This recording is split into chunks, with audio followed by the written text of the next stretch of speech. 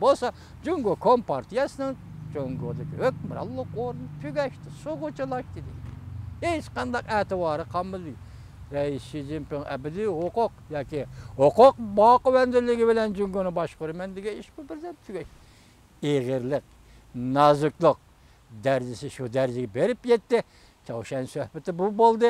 4 noktalık bayanat ilan kıldı. Endi hazır. Amerika Koşmuş Ştatlarının devlet iştakatı Mike Pompeo Japonya'da ziyaret etti, Kore'de ziyaret.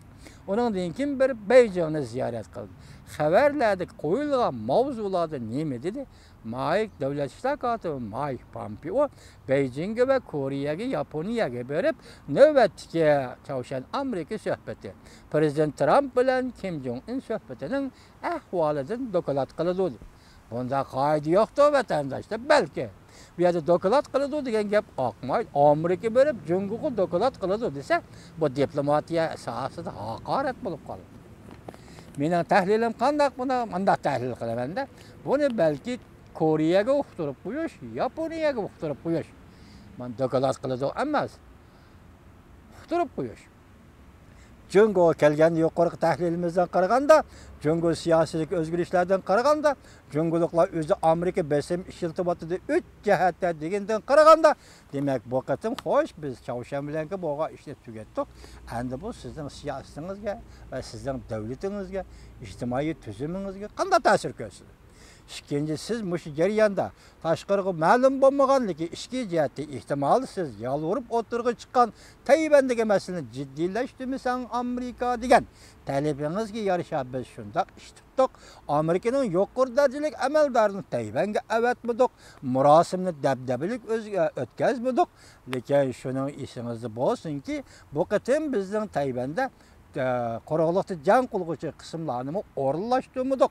Shunga siz esingizda bo'lsinki, bu qatim Tayvanda biz qurgan ish boshqarish o'rnining zal yoki miqdor ko'lamidan aytganda Amerika Qo'shma Shtatlarining chet ellarda turayotgan bosh elchixonasining turishlik o'rnining ko'lamidan cho'ng bo'lsa bo'ldiki, kichik emas.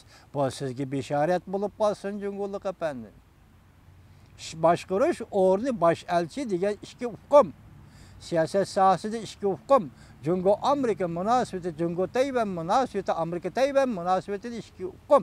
Agar ishlar ko'ngildagidek bo'lmasa yoki bizning deganimizdek bo'lmasa, Tayvandagi ish boshqarish o'rni balki bir kechadilla Amerika Qo'shma Shtatlarining Tayvanda turishlik bosh elchixonasiga aylanishi mumkin. Endi yana bir narsa shuna diqqat qilinglarki, vatandoshim, bu yerdagi bu bir og'ir nuqta. Bu ham Tayvanga munosabatli, ham Çavuşanga munosabat. Çavuşandan boshlangan ish. Biz boshda xabarimizda leksiyamiz nima dedik? Amerika Qo'shma Shtatlari texnicha Çavuşanni demokratik sotsialistik Çavuşan degan nomda e'tirof qilgani yo'q. Yoki Çavuşan demokratik sotsialistik bu cumhuriyet, Rossiyaning Cungo'ning e'tirof qilishiga erishgan bu cumhuriyet, texa Amerika Qo'shma Shtatlarini e'tirof qilgani yo'q. Rasmiy diplomatik e'tirof qilishlar o'tirdi mavjud emas. Shundoq bo'lsa-mu, Singapurda ikki davlatning suhbat o'tkazganligi va ikki davlat suhbat zaliga Amerika Qo'shma Shtatlarining bayrog'i va Çavuşan demokratik sotsialistik davlatning bayrog'ini qadag'anligi bu nimadan dalolat berib kelyapti, hurmatli vatandoshim? Mo'sha yil yoki mo'sha oraliqda Amerika Qo'shma Shtatlari Çavuşanni davlat sifatida e'tirof qilamdi yo'q? Agar Çavuşanni davlat sifatida e'tirof qilishga berib yetadigan bo'lsa, u vaqtda Tayvanchi Tayvanni kim e'tirof qilish kerak? Agar Amerika Qo'shma Shtatlari hukumati Çavuşanni davlat sifatida e'tirof qiladigan bo'lsa, bu bir shart bo'lsa, siyosiy shart bo'lsa, Cungo'likning oldiga tashlasa. Cungo'lik efendim, men bugun Çavuşanni e'tirof qildim, ati Tayvanni e'tirof qilaman deydigan gap o'tirg'i chiqsa, u vaqtda nima bo'lib ketishi mumkin dunyo hurmatli vatandosh? Mush ehtimollik bormi yo'qmi? Demak, hozir Çavuşan bilan Amerika o'rtasidagi munosabat diplomatik munosabat emas, bir-birini e'tirof qilishgan emas. Shunga agar e'tirof qilish, Çavuşanni e'tirof qilishga to'g'ri keladigan bo'lsa, u vaqtda Cungo buni qanday muomala qiladi? Çavuşanni e'tirof qilish Amerika aytganda Tayvanga nisbatan nimadan darak beradi? Hazır meselelerinin murakkeplik jarayoni mana bu yerda. Biz Çavuşan meselesi Jungo yardım qildi degan diplomatik iborani Jungo sen qilishga tegishli ishni qilishing kerak. Besim nuqtasida tushundirib tahlil qilsak, bu toza aqlga sig'adigan ish bo'ldi. Shunga hozir Amerika Qo'shma Shtatlarining davlat ishlar katibi Mike Pompeo Beijingga safarga ketyapti, hurmatli vatandoshim. Bu ishlar qanday yuz berdi hozir bak optimistik iddiaga talab tashqan Hanzu inkas yozuvchilar. Masalan, Torbetga Amerika Ovoz radiosi xabarlariga Torbetlar yozgan inkaslarda nima deyildi desanglar, bugun Sharqiy Shimol Osiyo o'zgarish davriga kirdi. Bugun Jungo o'zgarish davriga kirdi. O'zgarishadi. O'zgarmay chora yo'q. Shuning kaynidili o'zgarishadi. Degandek inkaslarni yozdi. Boshda oxirida biz yana YouTube'da e'lon qilingan xabarlar to'g'risida nimalarni dedik sizlarga? Ko'rdinglar, hurmatli vatandoshim.